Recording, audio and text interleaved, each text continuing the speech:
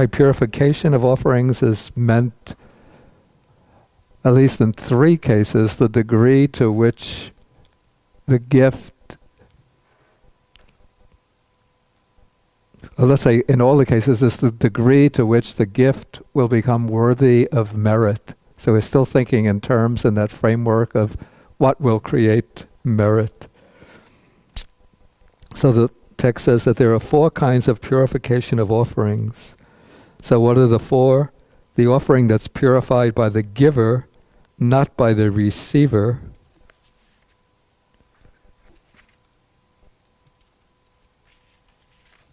Yeah, the commentary actually gives the explanation of purified as meaning made fruitful.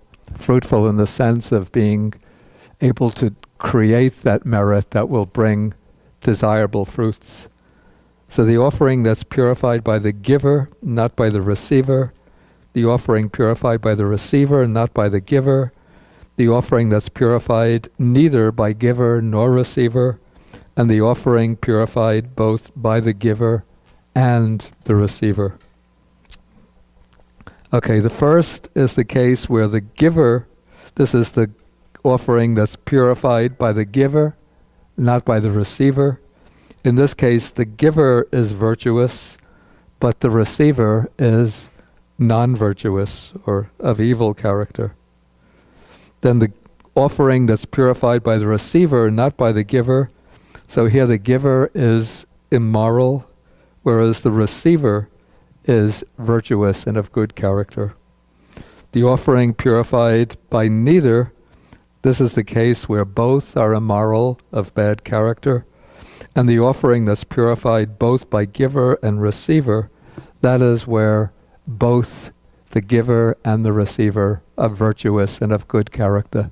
So there's 2 factors here. You know, we think that the gift should be purified, sort of it would seem intuitively, entirely on the basis of the intention or volition of the giver.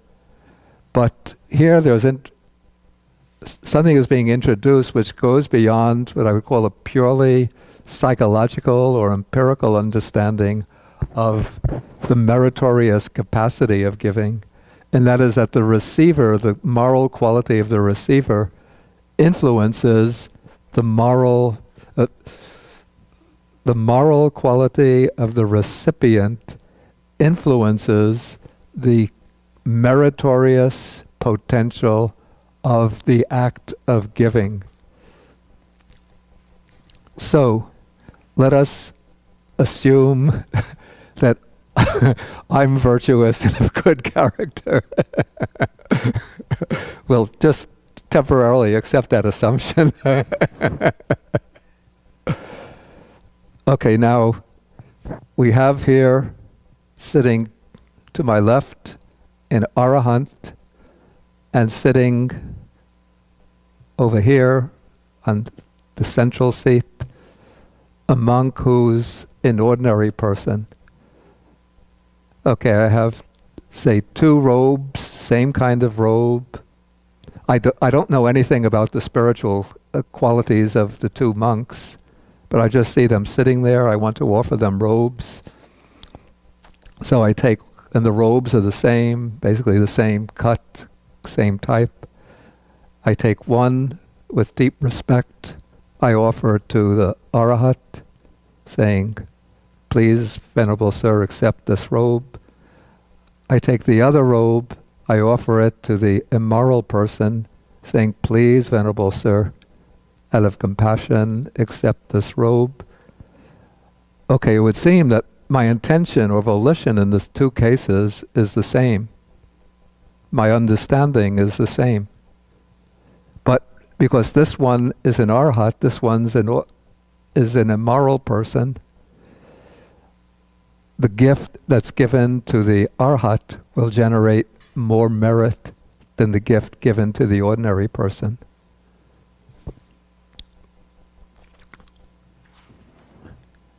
And now you could play on this in an interesting way. You know, not all Arhats necessarily have very delicate, refined behavior.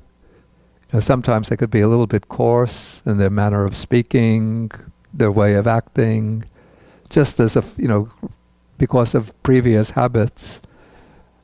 And then we have another monk who's immoral. Let's see, this is the one, immoral of bad character, but he knows how to put on the display.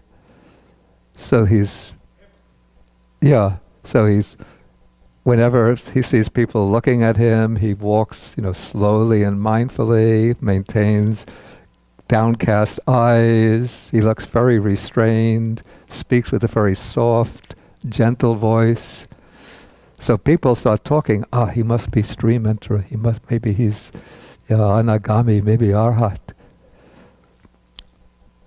Okay, so I see this monk, who's the real arhat, but his outward manner is a bit coarse. So I just make the gift to him very casually.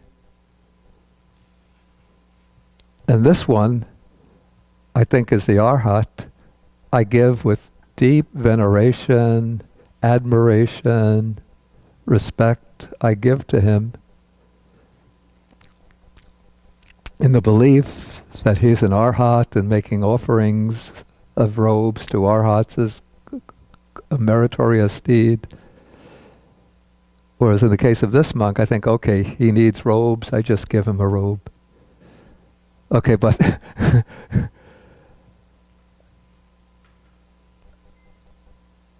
as from the standpoint of the recipient, this monk will purify the gift much more powerfully, the one who's the arhat, than the one who's the immoral monk of bad character. That's because, of course, my mental attitude is also entering into play. So because it's casual in the case of the arhat, whereas reverential in the case of the ordinary monk, so that is sort of diminishing the merit in regard to the arhat, and bringing, at least increasing the merit in regard to the immoral person. Okay, but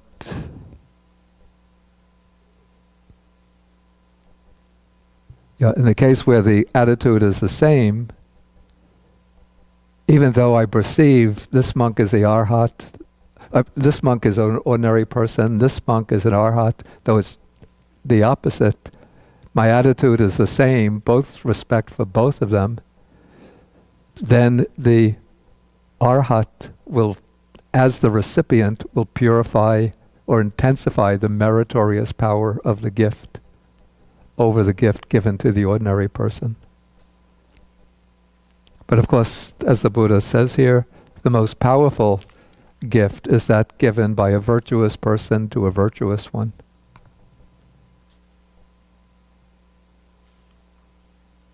Okay, so those are the four purifications of offerings. And then the same point is repeated in the first four voices. The first four verses repeat the same point. But then we have the fifth verse takes another case which is not covered by the four, or at least it's not explicitly covered by the fourfold purification of offerings. This is what Michael brought up during the previous period. When a passionless person to a passionless person, and I looked up the text of the Majjhima Nikaya, and the expression is vitaraga, which is a kind of epithet for an arahat, one who is freed, completely freed from lust or passion, through eradicating it at the root.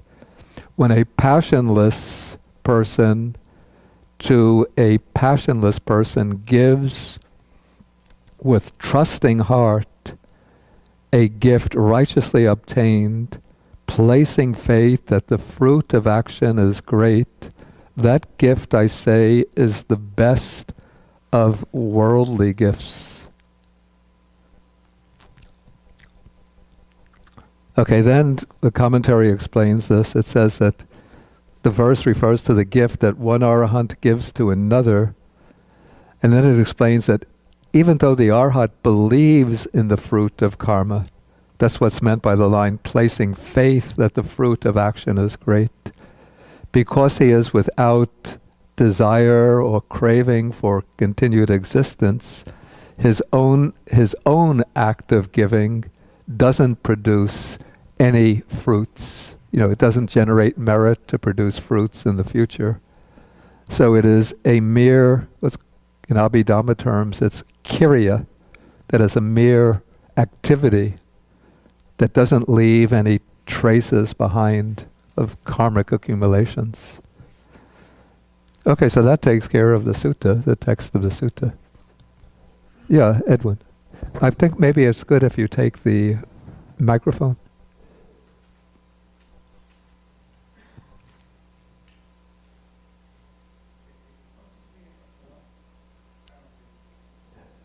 There might be the mute. You either turn it on or else turn the mute off.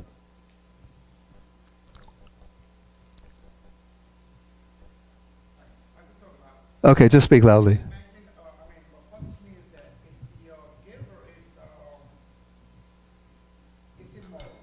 Yeah.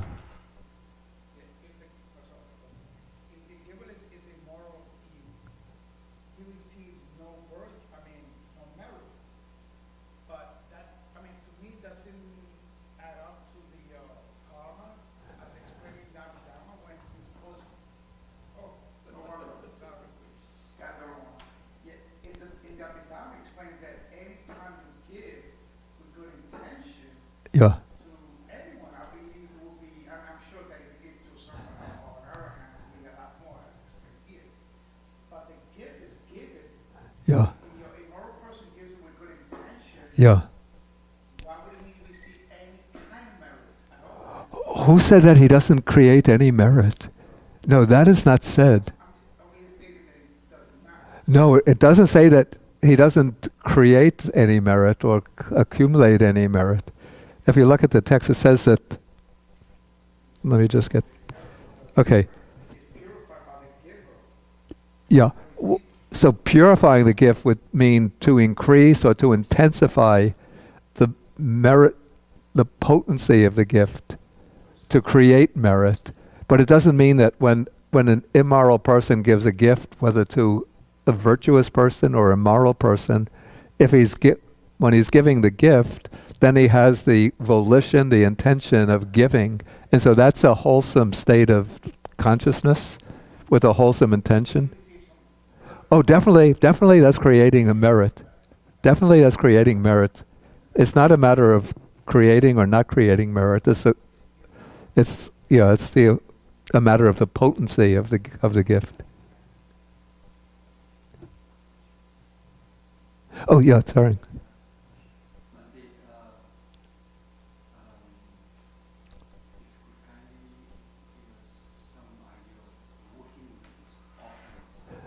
Some idea of. If you can kindly give us how these offerings or whatever it works, how it works.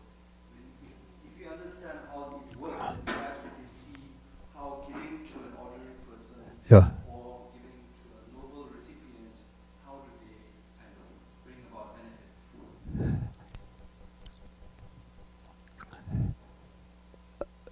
Let me see if I get the intention of the question. Okay, so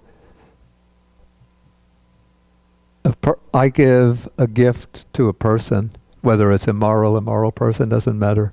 Okay, by giving, then I'm creating wholesome karma. This is a wholesome karma of giving. So this is what we call merit. Merit is just another term for wholesome karma. In fact, merit was the older term, I think, that came in from Brahmanism. And then the Buddha sort of explains merit in terms of wholesome karma.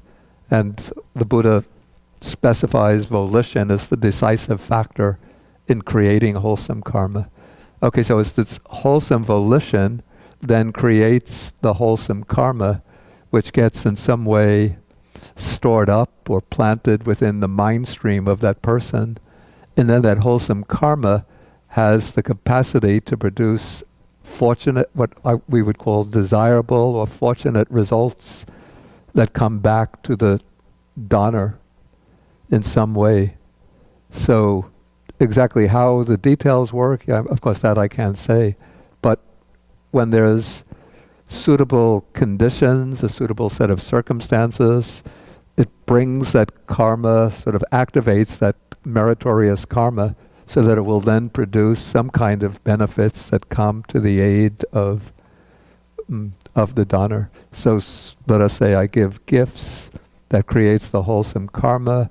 So as a result, maybe that's probably not in this life, but in some future life, when I apply for a job, I don't have trouble getting the job. I get readily accepted, and I get fringe benefits and secure position. That's coming through the maturation, or could be coming from the maturation of that karma, interacting with other factors. The karma doesn't operate in a vacuum, but it's always intricately interwoven with a whole network of conditions. Is that getting at the point of the question? But another question related to this is how a recipient, how a recipient, Yeah. whether a worthy recipient or a non-worthy recipient, how it gives to that recipient the effect from that. Let's say, for example, let's say I give to a noble monk. I think maybe it's better you turn the microphone off and just speak loudly, because it's making that cracking sound. Okay. The question is about the recipient of a gift. Yeah. Let's say if you give a gift to a venerable monk, Yeah. or you give a gift to, let's say, a poor person. Yeah. How does the recipient's Moral quality? how does the gift given to a noble one bears more greater fruit than to a person who's not worthy of recipient? How does that work? It just seems to be, we call it a fact that's working, a fact within the karmic universe. How it happens, that I don't know. Yeah. Somewhere I read that it's an analogy to putting your seeds into a fertile ground Yeah. and putting your seeds into an arid ground. Yeah, that analogy is used in the text. Planting seeds in fertile soil, and then with proper manure or sufficient water, then you get abundant crops. Whereas you put the seeds into barren soil, then you get poor quality crops. So that's just an analogy, but what are the dynamics behind the working of karma? That I don't know how to explain that. It's just the way it is. I see that in life itself. I see people that are really generous and Yeah. with people that don't need it. They may throw a party and there few people that are already fat. They what? I'm talking about, like there's people that are extremely generous to Yeah. people that don't need it. Yeah. For example, like a rich person. Yeah. Very generous to other rich people. Yeah. Say a person that's really generous and feeds people liquor and Yeah. food. That person usually, they're never really that happy. When you see a person that's doing like Mother Teresa Yeah. and helping the poor, and she's much more happier. Yeah. It's generating great karma. You see it in life. Yeah. It's like, Yeah. you don't have to look into the subjective. You could look at it objectively. It's happening. Yeah. With people's daily lives, when people are more generous, Yeah. they tend to be happy. Yeah. I see that all the time. Yeah. I see it in you. Of course. Yeah. Yeah, so I don't think that directly answered the point that Sering, or the question that Sering brought up. I wasn't trying to say, Yeah. I'm saying in general. Yeah. It creates a karma.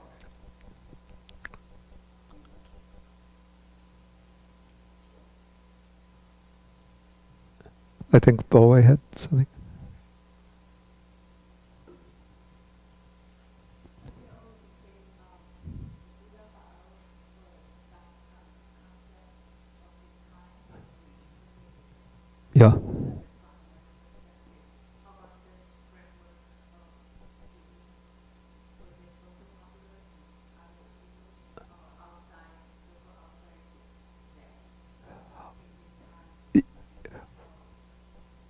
Well, in fact, the concept of what we would call religious giving was, I would say that this was a universal feature of the Indian spiritual scene.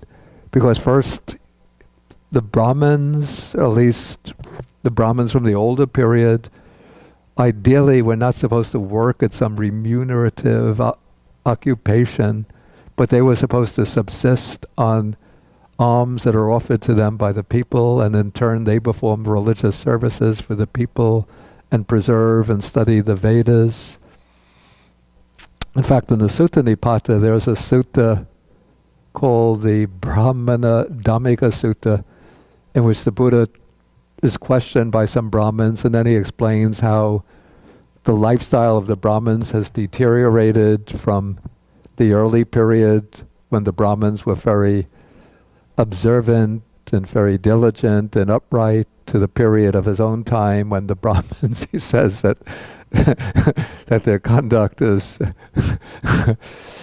not much better than that of of people like thieves. And then the other religious sects, contemplative sects existing along with the Buddha, they all depended upon offerings from the lay community for their subsistence. They would all go on alms round. There was just like a typical feature in the Indian scene.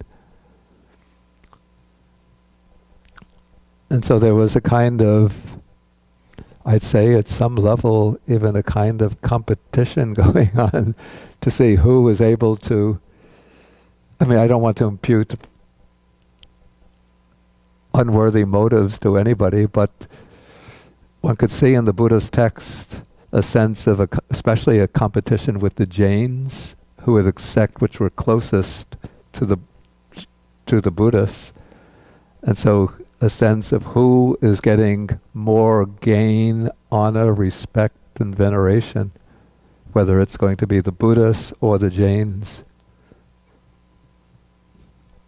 Yeah, and yeah, yeah,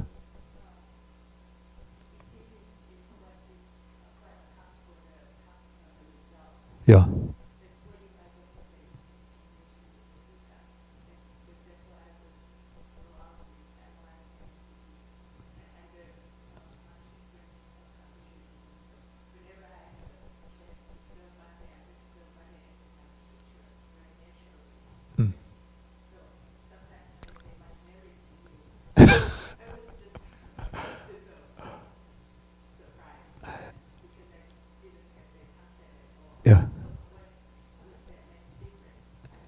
Yeah. Yeah.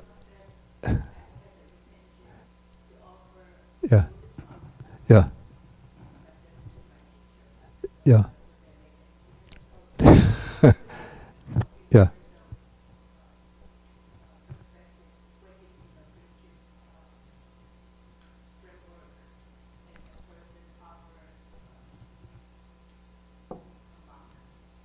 Yeah, there offers a Buddhist monk or a Catholic monk? Okay, so a Christian offers a gift to a Buddhist monk.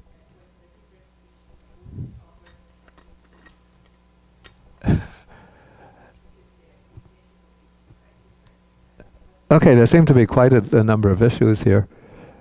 Okay, I think what's spoken about of the intention, this is when giving the personal gift. The intention in that case is the intention of giving. So it's not necessarily conceptualizing that person as a Buddhist monk, but having the intention of giving. So that is one factor entering into the intention. But I'd say that if the intention is not simply to give to the person as a person, to alleviate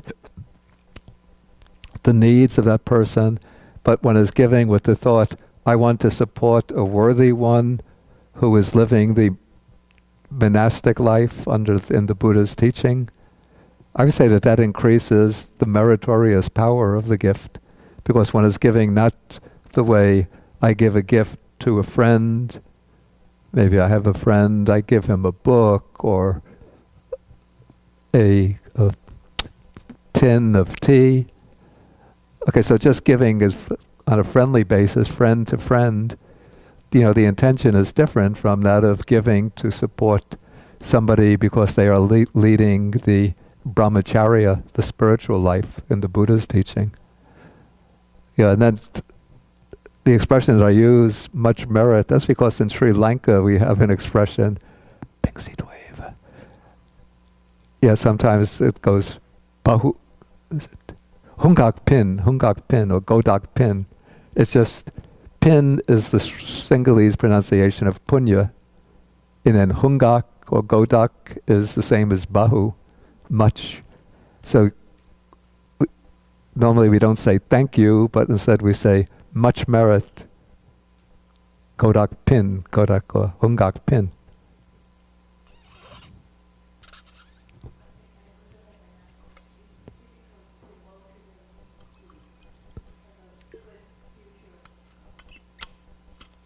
Yeah.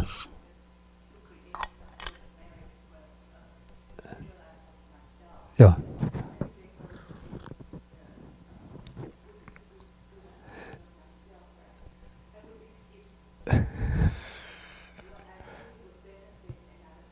Yeah. Yeah.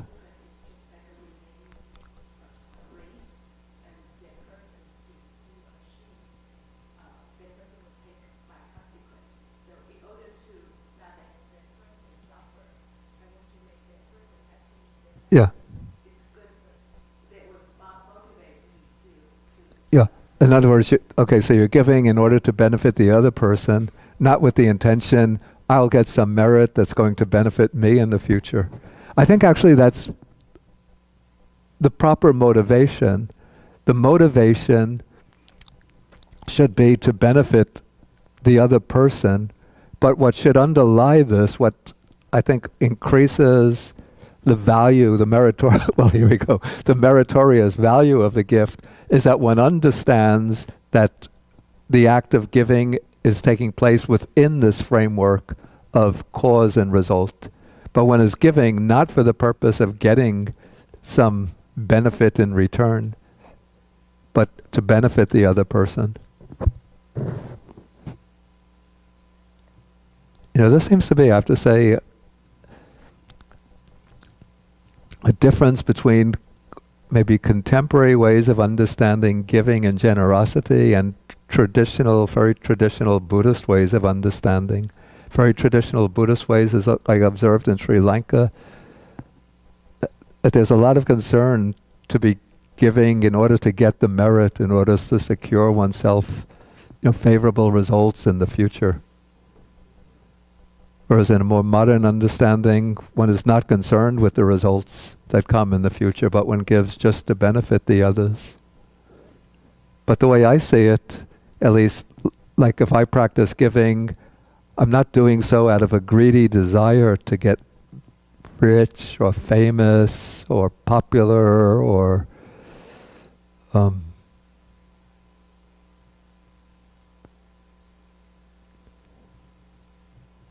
to get some other kind of benefits. But I do so with the understanding that at least I want to be born under circumstances where I can encounter the Dharma and practice the Dharma, where I won't be, living in poverty, just having to struggle day in and day out just to subsist on the bare minimum, not to be born into a country afflicted with war and disasters. So those would be, it's not my main motivation, but it's sort of an understanding that by practicing generosity or doing meritorious deeds, I'm at least creating conditions that will be favorable to progress in the Dhamma. Any other questions, comments? Kaiti, did you?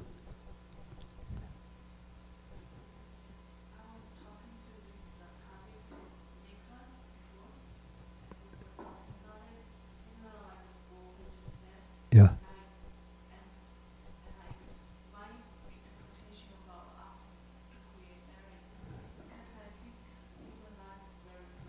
Yeah. Yeah.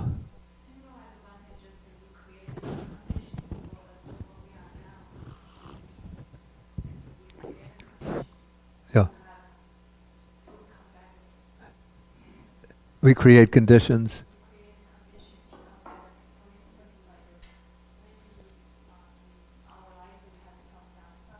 Yeah.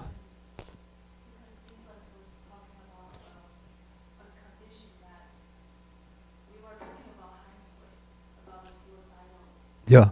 Ernest Hemingway. Yeah.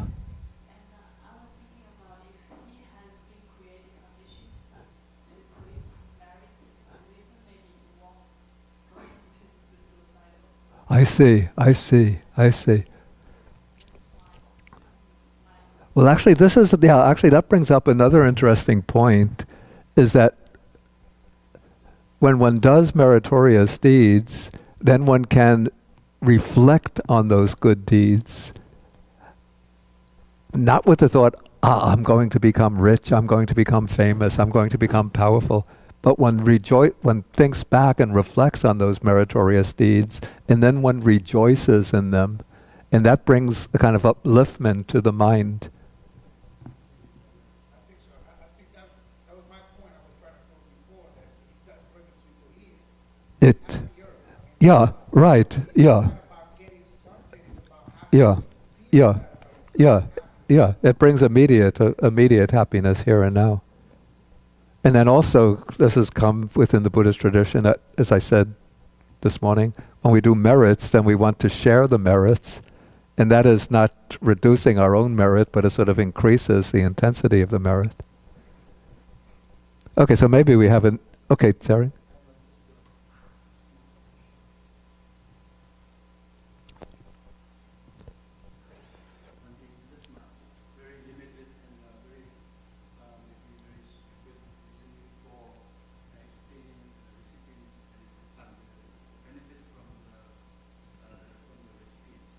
Mm.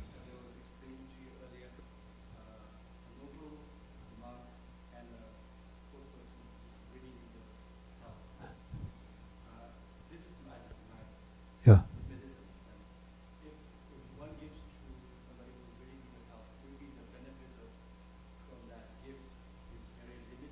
Yeah. Yeah. Yeah. Yeah.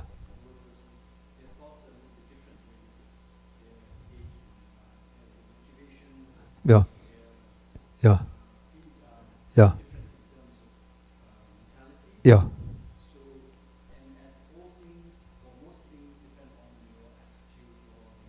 Yeah.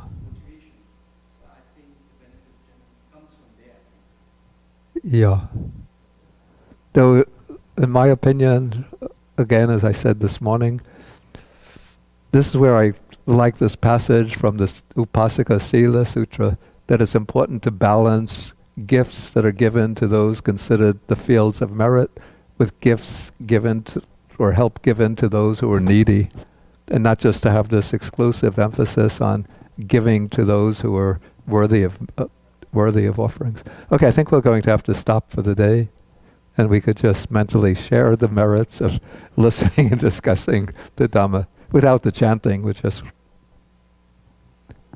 Okay, then we could end with 3 half bows.